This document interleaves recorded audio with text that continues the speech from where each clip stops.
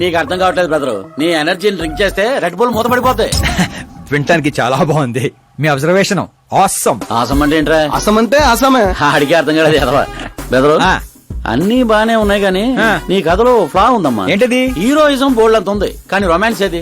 Lady లేకపోతే వేడే ఉంటా చెప్పు. యాడ్ చేద్దాం. ఆ, దర్శకేంద్ర కె రాఘేంద్ర గారితో పాటలు తీద్దాం. ఒప్పుకుంటాడా? మీది మామూలు బ్యాక్గ్రౌండ్ రికమెండ్ చేద్దాం అండి. అది కరెక్టే. మమ్మీ ఆ? వాటర్ రావడం లేదు.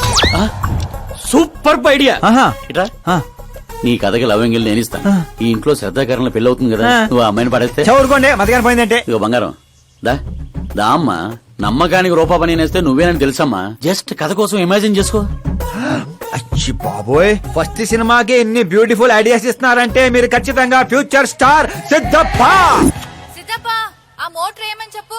ఈవిడ ఒకటి సందర్భం లేకుండా. అలాగే వదినా. మన కథకి మంచి లవ్ సీన్ దొరికింది. ఎలాగేటి?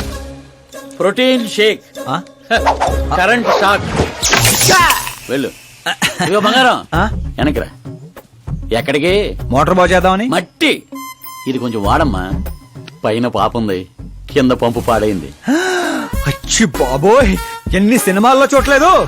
నీళ్ల బకెట్ తో పైకి వెళ్తా, బకెట్ నిండా లవ్ సీన్ తో కిందకి వస్తా. ఏటే? ఇదిగో బెదరు, లోపల ఉంది నా కూతురని మర్చిపోకే. ఆహా. నువ్వు బంగారమే.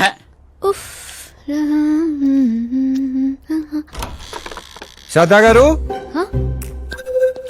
మోటార్ పాడైంది, నీళ్ల బకెట్ తీసుకొచ్చాను, తీసుకోండి. ఇలా ఇవ్వు.